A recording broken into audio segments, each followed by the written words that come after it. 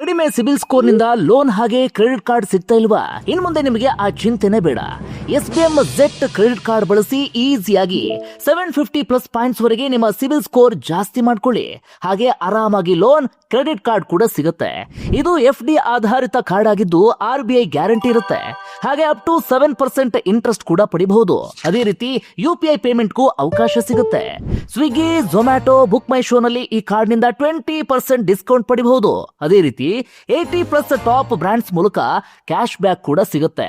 ಬರೀ 30 ದಿನದಲ್ಲಿ ನಿಮ್ಮ ಸಿಬಿಲ್ ಸ್ಕೋರ್ ಜಾಸ್ತಿ ಆಗುತ್ತೆ. ಇನ್ಯಾಕೆ ತಡ? ಡಿಸ್ಕ್ರಿಪ್ಷನ್ ಅಲ್ಲಿರುವ ಲಿಂಕ್ ಕ್ಲಿಕ್ ಮಾಡಿ Z ಆಪ್ ಡೌನ್ಲೋಡ್ ಮಾಡ್ಕೊಳ್ಳಿ. ಹಾಗೆ Z ಕ್ರೆಡಿಟ್ ಕಾರ್ಡ್ ಅನ್ನ ತಗೊಳ್ಳಿ.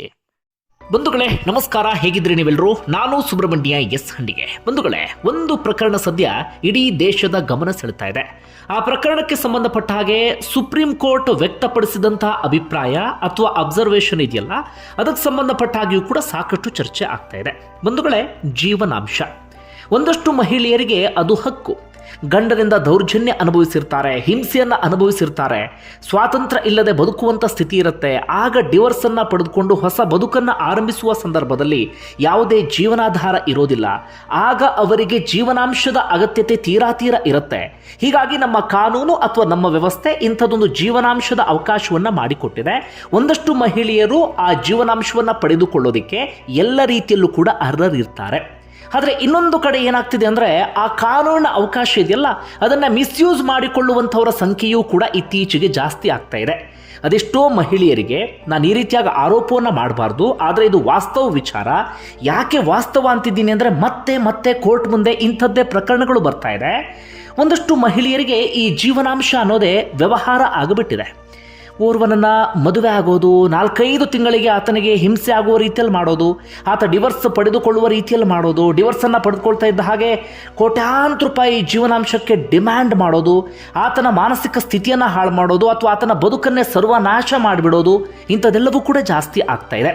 ಅಂದರೆ ನಾವು ಒಂದು ಕಡೆಯಿಂದ ಮಾತಾಡ್ತಿದ್ದೀವಲ್ಲ, ನಮ್ಮಲ್ಲಿ ಹೆಣ್ಣಿನ ಮೇಲೆ ದೌರ್ಜನ್ಯ ಆಗ್ತಾ ಇದೆ, ಹೆಣ್ಣಿಗೆ ಅನ್ಯಾಯ ಆಗ್ತಿದೆ, ಅದೆಲ್ಲವೂ ಕೂಡ ಹೌದು.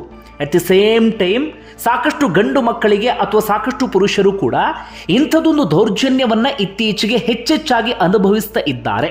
ಅಂದರೆ ನಾನು ಬಾಯಿ ಮಾತಿಗೆ ಈ ಮಾತನ್ನು ಹೇಳ್ತಾ ಇಲ್ಲ, ಅದಕ್ಕೆ ಪೂರಕ ಎನ್ನುವಂತೆ ಸಾಕಷ್ಟು ಇನ್ಸಿಡೆಂಟ್ಗಳನ್ನು ನಾವು ಮತ್ತೆ ನೋಡ್ತಾ ಇದ್ದೇವೆ. ಈ ಪೀಠಿಕೆಯನ್ನು ಹಾಕೋದಕ್ಕೆ ಕಾರಣ ಸದ್ಯ ಅಂಥದ್ದೇ ಒಂದು ಪ್ರಕರಣ ಸುಪ್ರೀಂ ಕೋರ್ಟ್ನ ಮುಂದೆ ಬಂದಿತ್ತು. ಅದರಲ್ಲೂ ಕೂಡ ಚೀಫ್ ಜಸ್ಟಿಸ್ ಆಗಿರುವಂಥ ಗವಾಯಿ ಅವರ ಪೀಠದ ಮುಂದೆಯೇ ಆ ಪ್ರಕರಣ ಬಂದಿತ್ತು. ಮೊದಲಿಗೆ ಆ ಪ್ರಕರಣದ ಹಿನ್ನೆಲೆಯನ್ನು ಹೇಳ್ತೀನಿ. ಮುಂಬೈ ಮೂಲದ ದಂಪತಿ, ಇಬ್ಬರಿಗೂ ಕೂಡ ಅದು 2ನೇ ಮದುವೆ. ಫೈನಾನ್ಷಿಯಲಿ ಚೆನ್ನಾಗಿದ್ದಂಥ ವ್ಯಕ್ತಿ ಆತನ ಜೊತೆಗೆ ಈ ಮಹಿಳೆ ಮದುವೆ ಆಗಿರ್ತಾರೆ. ಮದುವೆಯಾಗಿ 2015ರಲ್ಲಿ ಅವರು ಮದುವೆ ಆಗಿದ್ದು, ಮದುವೆಯಾಗಿ ಕೇವಲ ಒಂದು 6-7 ತಿಂಗಳಿಗೆ ಅವರಿಬ್ಬರ ನಡುವೆ ಭಿನ್ನಾಭಿಪ್ರಾಯ ಶುರುವಾಗಿಬಿಡುತ್ತೆ. ಅವರಿಬ್ಬರ ನಡುವೆ ಗಲಾಟೆ ಅಂಥದ್ದೆಲ್ಲವೂ ಕೂಡ ಆರಂಭ ಆಗಿಬಿಡುತ್ತೆ. ಗಂಡನ ಮೇಲೆ ಹೆಂಡತಿ ಒಂದು ದೂರನ್ನು ಕೂಡ ಕೊಡ್ತಾರೆ. FIR ಕೂಡ ದಾಖಲಾಗುತ್ತೆ. ಆ FIR 2024 ಸಂದರ್ಭದಲ್ಲಿ ಕ್ವಾಶ್ ಆಗುತ್ತೆ. ಅಲ್ಲಿಯವರೆಗೂ ಕೂಡ ಅದಕ್ಕೆ ಸಂಬಂಧಪಟ್ಟ ಹಾಗೆಯೂ ಕೂಡ ಗಂಡ ಫೈಟ್ ಮಾಡುವಂಥ ಪರಿಸ್ಥಿತಿ ಎದುರಾಗುತ್ತೆ. ಈ ರೀತಿಯಾಗಿ ಅವರಿಬ್ಬರ ನಡುವೆ ಭಿನ್ನಾಭಿಪ್ರಾಯ ಪೀಕ್ಗೆ ಹೋಗಿಬಿಡುತ್ತೆ. ನಿರಂತರವಾಗಿ ಕಚ್ಚಾಡೋದಕ್ಕೆ ಶುರು ಮಾಡ್ಕೊಳ್ತಾರೆ. ಆ ಚಂದಕ್ಕೆ ಯಾಕೆ ಇಬ್ಬರು 2ನೇ ಮದುವೆ ಆದರೂ ಗೊತ್ತಿಲ್ಲ ಬಿಡಿ. ಮದುವೆಗೆ ಮುಂಚೆ ಈಗ ಆಗುತ್ತೆ ಅನ್ನುವಂಥ ಅರಿವು ಕೂಡ ಅವರಿಗಿರೋದಿಲ್ಲ. ಮದುವೆ ಆದಮೇಲೆ ಈ ರೀತಿ ಎಲ್ಲವೂ ಕೂಡ ಸಮಸ್ಯೆ ಆಗುತ್ತೆ. ಯಾರ್ದು ತಪ್ಪಿತ್ತೋ ಗೊತ್ತಿಲ್ಲ, ನಾವು ಇಂಥವ್ರದ್ದೇ ತಪ್ಪು ಅಂತಲೂ ಕೂಡ ಹೇಳೋದಕ್ಕಾಗೋದಿಲ್ಲ ಬಿಡಿ. ಕೊನೆಯದಾಗಿ ಏನು ಮಾಡ್ತಾರೆ ಅಂದರೆ, ಮದುವೆ ಆಗಿ ಕೇವಲ 18 ತಿಂಗಳಾಗಿತ್ತು, ಅಂದರೆ 1.5 ವರ್ಷ ಆಗಿತ್ತು. 2016ರ ಮಧ್ಯಭಾಗದಲ್ಲಿ ಇಬ್ಬರೂ ಕೂಡ ಡಿವೋರ್ಸ್ ತೆಗೆದುಕೊಳ್ಳುವಂಥ ನಿರ್ಧಾರವನ್ನು ಮಾಡ್ತಾರೆ. ಅದಕ್ಕೆ ಸಂಬಂಧಪಟ್ಟಾಗಿಯೂ ಕೂಡ ಒಂದಷ್ಟು ಲೀಗಲ್ ಬ್ಯಾಟಲ್ ಎಲ್ಲವೂ ಕೂಡ ನಡೆಯುತ್ತೆ. ಅಂತಿಮವಾಗಿ ಡಿವೋರ್ಸ್ ಹಂತಕ್ಕೂ ಕೂಡ ಬಂದು ಬಿಡ್ತಾರೆ. ಅದಾದ ನಂತರ ಗಂಡನಿಗೆ ಪಾಠ ಕಲಿಸಬೇಕು ಅಂತೇಳಿ ಹೆಂಡತಿ ನಿರ್ಧಾರವನ್ನು ಮಾಡ್ತಾರೆ. ಏನು ನಿರ್ಧಾರ ಅಂದರೆ, ನಾನು ಬಹಳ ದೊಡ್ಡ ಮೊತ್ತಕ್ಕೆ ಜೀವನಾಂಶವನ್ನು ಕೇಳಬೇಕು ಅಂಥೇಳಿ. ಅದೇ ರೀತಿಯಾಗಿ ಆ ಜೀವನಾಂಶವನ್ನು ಕೇಳ್ತಾರೆ. ಕೋರ್ಟ್ ಮುಂದೆ ಆ ವಿಚಾರ ಹೋಗುತ್ತೆ. ಕೆಳ ಹಂತದ ನ್ಯಾಯಾಲಯಗಳಲ್ಲಿ ವಿಚಾರಣೆ ಆಗುತ್ತೆ. ಅಷ್ಟು ಜೀವನಾಂಶವನ್ನು ಕೊಡೋದಕ್ಕಾಗೋದಿಲ್ಲ ಅಂಥೇಳಿ ಎಲ್ಲ ಕೋರ್ಟ್ಗಳು ಕೂಡ ಅದನ್ನು ರಿಜೆಕ್ಟ್ ಮಾಡ್ತಾ ಬರ್ತವೆ. ಅಂದರೆ ಎಲ್ಲೆಲ್ಲಿ ಹೋಗೋದಕ್ಕೆ ಅವಕಾಶ ಇದೆಯೋ ಎಲ್ಲ ಕಡೆಗಳಲ್ಲೂ ಕೂಡ ಆ ಮಹಿಳೆ ಹೋಗ್ತಾರೆ. ಪಟ್ಟು ಬಿಡದೆ ಎಲ್ಲ ಕಡೆಗಳಲ್ಲೂ ಕೂಡ ಹೋಗ್ತಾರೆ. ಎಲ್ಲಿಂದ ಶುರುವಾಗಿದ್ದು 2016ರ ಮಧ್ಯಭಾಗದಿಂದ. ಈಗೆಲ್ಲಿದ್ದೀವಿ 2025. ಕೊನೆಯದಾಗಿ ಈಗ ಏನು ಮಾಡಿದ್ದಾರೆ ಅಂದರೆ, ಸುಪ್ರೀಂ ಕೋರ್ಟ್ ವರೆಗೂ ಕೂಡ ಬಂದಿದ್ದಾರೆ. ಮೊನ್ನೆ ಜುಲೈ 21ನೇ ತಾರೀಕು ಸುಪ್ರೀಂ ಕೋರ್ಟ್ನ ಮುಂದೆ ಈ ಪ್ರಕರಣ ಬಂತು. ಮಹಿಳೆಯ ಡಿಮ್ಯಾಂಡನ್ನು ಕೇಳಿ ಸ್ವತಃ ಚೀಫ್ ಜಸ್ಟಿಸ್ ಅರೆ ಕ್ಷಣ ಶಾಕ್ ಆಗಿ ಹೋಗಿಬಿಡ್ತಾರೆ. ಅವರಾಗ ಒಂದು ಗೊಂದಲದಲ್ಲಿ ಅವ್ರು ಸಿಕ್ಕಾಕೊಂಡು ಬಿಡ್ತಾರೆ, ಅಥವಾ ಗೊಂದಲವನ್ನು ಅವ್ರು ಪ್ರಸ್ತಾಪ ಮಾಡ್ತಾರೆ. ಅಂದರೆ ಈ ಜೀವನಾಂಶ ಅನ್ನೋದಿದೆಯಲ್ಲ, ಅದರ ನಡುವೆ ಒಂದು ತೆಳುವಾದಂಥ ಗೆರೆ ಇದೆ ಅಂತ.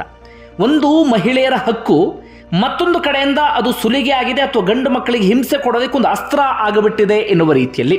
ಅಂದರೆ ಅದರ ನಡುವೆ ನಾವೆಲ್ಲರೂ ಕೂಡ ಸಿಕ್ಕಾಕೊಂಡು ಬಿಟ್ಟಿದ್ದೀವಿ ಅಂತ. ಅಂದರೆ ನಾವು ತಕ್ಷಣ ಆ ವಿಚಾರದಲ್ಲಿ ನಿರ್ಧಾರ ತೆಗೆದುಕೊಳ್ಳೋಕೆ ಸಾಧ್ಯ ಆಗೋದಿಲ್ಲ ಅಂತ. ಈ ಜೀವನಾಂಶವೇ ಕೊಡಬೇಡಿ ಅಂದರೆ ಅದೆಷ್ಟೋ ಹೆಣ್ಣು ಮಕ್ಕಳಿಗೆ ಅವರ ಹಕ್ಕು ಪಡೆದುಕೊಳ್ಳುವಂಥ ಅವಕಾಶ ತಪ್ಪೋಗ್ಬಿಡುತ್ತೆ. ಎಲ್ಲ ಜೀವನಾಂಶ ಕೊಡಲೇಬೇಕು ಅಂತ ಹೇಳಿಬಿಟ್ರೆ ಒಂದಷ್ಟು ಮಹಿಳೆಯರಿಗೆ ಅದು ಸುಲಿಗೆಯ ಬ್ರಹ್ಮಾಸ್ತ್ರ ಸಿಕ್ಕಂಗೆ ಆಗಿಬಿಡುತ್ತೆ ಎನ್ನುವ ರೀತಿಯಲ್ಲಿ. ಆ ಮಹಿಳೆಯ ಡಿಮ್ಯಾಂಡ್ ಏನಿತ್ತು ಅನ್ನೋದನ್ನು ಹೇಳ್ತೀನಿ ಕೇಳಿ. ಆ ಮಹಿಳೆ ಕೇಳಿದ್ದೇನು ಗೊತ್ತಾ? 18 ತಿಂಗಳು ಸಂಸಾರ ಮಾಡಿದಂತಹ ಕಾರಣಕ್ಕಾಗಿ ಆತ ನನಗೆ ಒಟ್ಟು 12 ಕೋಟಿ ರೂಪಾಯಿಯಷ್ಟು ಹಣವನ್ನು ಕೊಡಬೇಕು, ಜೊತೆಗೆ ಒಂದು BMW ಕಾರನ್ನು ಕೊಡಬೇಕು, ಅದರ ಜೊತೆಗೆ ನನಗೆ ಫ್ಲ್ಯಾಟ್ ಅನ್ನು ಕೊಡಬೇಕು. ಅದು ಕೂಡ ಸಾಮಾನ್ಯವಾದಂಥ ಫ್ಲ್ಯಾಟ್ ಅಲ್ಲ, ಕಲ್ಪತರು ಎನ್ನುವಂಥ ಒಂದು ಪ್ರತಿಷ್ಠಿತವಾದಂಥ ಸಂಸ್ಥೆ ನಿರ್ಮಾಣ ಮಾಡ್ತಿರುವಂಥ ಫ್ಲ್ಯಾಟ್ ಇದೆಯಲ್ಲ, ಅದೇ ಫ್ಲ್ಯಾಟನ್ನು ನನಗೆ ಕೊಡಬೇಕು. ಅದು ಕೂಡ ಇದು ಇಂಟ್ರಿಮ್ ಆರ್ಡರ್ ಬರುತ್ತಲ್ಲ, ಈಗ ಈ ಕೇಸ್ ಇತ್ಯರ್ಥ ಆಗುವ ಮುಂಚೆಯೇ ಅಥವಾ ಕೇಸ್ ಇತ್ಯರ್ಥ ಆಗುವ ನಡುವೆ ಇದೆಲ್ಲವೂ ಕೂಡ ನನಗೆ ತಲುಪಬೇಕು. 18 ತಿಂಗಳ ಕಾರಣಕ್ಕಾಗಿ ಅಥವಾ 18 ತಿಂಗಳ ನನ್ನ ಜೊತೆಗೆ ಇದ್ದಂಥ ಕಾರಣಕ್ಕಾಗಿ ಇಷ್ಟನ್ನು ಆತ ನನಗೆ ಕೊಡಲೇಬೇಕು ಅಂತ ಹೇಳಿ ಆ ಮಹಿಳೆ ಇದೀಗ ಕೋರ್ಟ್ ಮುಂದೆ ಅವರು ಹೇಳ್ತಾರೆ. ಆಗ ಗಂಡನ ಹಿನ್ನೆಲೆ ಏನು ಎತ್ತ ಅಂಥೇಳಿ CJ ವಿಚಾರಿಸ್ತಾ ಗೊತ್ತಾದಂಥ ವಿಚಾರ ಅಂದರೆ, ಗಂಡ ಮುಂಚೆ ಸಿಟಿ ಬ್ಯಾಂಕ್ನಲ್ಲಿ ಮ್ಯಾನೇಜರ್ ಆಗಿ ಕೆಲಸವನ್ನು ಮಾಡ್ತಾ ಇದ್ರಂತೆ, ಆ ಒಳ್ಳೆ ಸಂಬಳ ಬರ್ತಾ ಇತ್ತಂತೆ. ಅದಾದ ಬಳಿಕ ಈ ಗಂಡ ಹೆಂಡತಿ ನಡುವಿನ ಭಿನ್ನಾಭಿಪ್ರಾಯ, ಪರಸ್ಪರ ಮಾನಸಿಕ ಹಿಂಸೆ ಎಲ್ಲವೂ ಕೂಡ ಶುರುವಾಗಿತ್ತಲ್ಲ.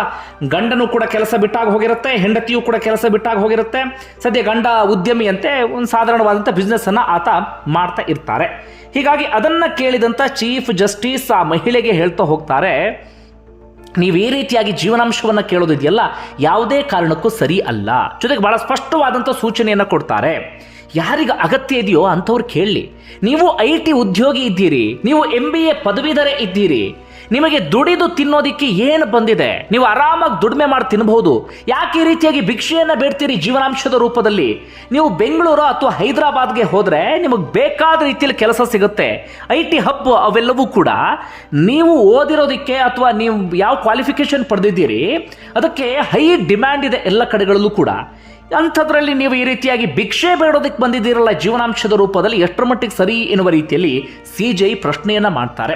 ಅಂದರೆ ಅದು ಕೇವಲ ಆ ಮಹಿಳೆಯನ್ನು ಉದ್ದೇಶಿಸಿ ಹೇಳಿದಂಥ ಮಾತಂತಲ್ಲ, ಅದು ಸಾಕಷ್ಟು ಜನರಿಗೆ ಅನ್ವಯ ಆಗುವ ರೀತಿಯಲ್ಲಿ CJ ಮಾತಿತ್ತು. ಹಾಗೆ ಹೇಳ್ತಾರೆ. ಅದಾದ ಬಳಿಕ ಆ ಮಹಿಳೆ ಪಟ್ಟು ಹಿಡಿದು ಕೂತ್ಕೋತಾರೆ, ಇಲ್ಲ ನನಗೆ ಮಾನಸಿಕವಾಗಿಯೂ ಕೂಡ ಸ್ವಲ್ಪ ಮಟ್ಟಿಗೆ ಸಮಸ್ಯೆ ಇದೆ, ಜೊತೆಗೆ ನನ್ನ ಗಂಡ ಶ್ರೀಮಂತ, ಒಳ್ಳೆ ದುಡಿಮೆ ಇದೆ, ಹೀಗಾಗಿ ಇಷ್ಟನ್ನು ನಾನು ಕೊಡಲೇಬೇಕು ಅಂತ ಹೇಳಿ ಮಹಿಳೆ ಪಟ್ಟು ಹಿಡಿತಾರೆ. ಅದಾದ ಬಳಿಕ ಗಂಡನ ಪರ ವಕೀಲರು ಕೂಡ ವಾದವನ್ನು ಮಾಡ್ತಾರೆ. ಅವ್ರು ಹೇಳ್ತಾರೆ, ಮುಂಚೆ ಒಳ್ಳೆ ಆದಾಯ ಇತ್ತು, ಆದರೆ ಈಗ ಆದಾಯ ಇಲ್ಲ ಅವರಿಗೆ ಅಷ್ಟೊಂದು ಚೆನ್ನಾಗಿ. ಈಗಾಗಲೇ ಈ ಮಹಿಳೆಗೆ ಒಂದು ಫ್ಲ್ಯಾಟನ್ನು ಪ್ರತಿಷ್ಠಿತ ಏರಿಯಾದಲ್ಲಿ ಕೊಡಲಾಗಿದೆ. ಆ ಫ್ಲ್ಯಾಟನ್ನು ಕೂಡ ಇವರು ಇನ್ಕಮ್ ಸೋರ್ಸ್ ಆಗಿಯೂ ಕೂಡ ಬಳಸ್ಕೊಳ್ಬಹುದು ಬಾಡಿಗೆಯನ್ನು ಕೊಟ್ಟರೆ. ಅದರ ಜೊತೆಗೆ BMW ಕಾರಿನ ಮೇಲೆ ಏನು ಅವ್ರು ಕಣ್ಣು ಹಾಕಿದ್ದಾರೆ, ಅದು ಅವರ ಗಂಡನ ಬಳಿ ಇರುವಂಥ BMW ಕಾರು, ಅದು ತೀರಾ ಹಳೆಯದಾಗಿಬಿಟ್ಟಿದೆ. ಆ BMW ಕಾರನ್ನು ಪಡ್ಕೊಂಡು ಇವರು ಮಾಡುವಂಥದ್ದು ಏನೂ ಕೂಡ ಇಲ್ಲ ಅಂಥೇಳಿ ಅವರು ವಾದವನ್ನು ಮಂಡಿಸ್ತಾರೆ. ಈ ರೀತಿಯಾಗಿ ಸುದೀರ್ಘ ಅವಧಿಯವರೆಗೆ ವಾದ ಪ್ರತಿವಾದ ನಡೀತು. ಯಾಕಂದರೆ ಮಹಿಳೆ ಹಿಡಿದಂಥ ಪಟ್ಟನ್ನು ಬಿಡಲೇ ಇಲ್ಲ.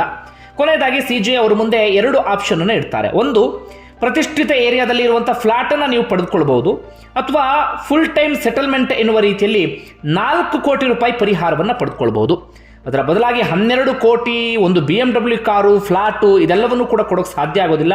ಹೀಗೆ ಒಬ್ಬರಿಗೆ ನಾವೇನಾದರೂ ಅವಕಾಶವನ್ನು ಮಾಡಿಕೊಟ್ವಿ ಅಂತಾದರೆ ಈ ರೀತಿಯಾಗಿ ಸಾಕಷ್ಟು ಜನ ಬರುವಂಥ ಸಾಧ್ಯತೆ ಇದೆ. ನಮ್ಮ ಕಾನೂನನ್ನು ನಾವೇ ಬೇರೆ ರೀತಿಯಲ್ಲಿ ನಿರೂಪಿಸಿದ ಹಾಗಾಗ್ಬಿಡುತ್ತೆ ಎನ್ನುವ ರೀತಿಯಲ್ಲಿ CJ ಹೇಳ್ತಾರೆ. ಆದರೆ CJ ಕೊಟ್ಟಂಥ ಆಯ್ಕೆಯನ್ನು ಒಪ್ಕೊಳ್ಳೋದಕ್ಕೆ ಮಹಿಳೆ ರೆಡಿ ಇರಲಿಲ್ಲ. ಹೀಗಾಗಿ ತೀರ್ಪನ್ನು ಇದೀಗ ಕಾಯ್ದಿರಿಸಲಾಗಿದೆ. ಸಹಜವಾಗಿ ಇದೀಗ ಕುತೂಹಲ ಮೂಡ್ತಾ ಇದೆ, ತೀರ್ಪು ಯಾವ ರೀತಿಯಾಗಿ ಬರಬಹುದು ಅಂತೇಳಿ. ಸದ್ಯ ಈ ಪ್ರಕರಣಕ್ಕೆ ಸಂಬಂಧಪಟ್ಟಾಗ ಎಲ್ಲ ಕಡೆಗಳಲ್ಲೂ ಕೂಡ ಚರ್ಚೆ ಆಗ್ತಾ ಇದೆ. ಒಂದು ರೀತಿಯಲ್ಲಿ ದೇಶದ ಗಮನ ಸೆಳೆದಂಥ ಪ್ರಕರಣ ಅಂದ್ರೂ ಕೂಡ ತಪ್ಪಾಗಲಿಕ್ಕಿಲ್ಲ. ಒಂದು ವೇಳೆ ನಿಮ್ಗೆ ಏನಿಸ್ತದೆ ಅದನ್ನು ಕಮೆಂಟ್ ಬಾಕ್ಸಲ್ಲಿ ಮೆನ್ಷನ್ ಮಾಡಿ. ಧನ್ಯವಾದ ವಿಡಿಯೋ ನೋಡಿದ್ದಕ್ಕಾಗಿ.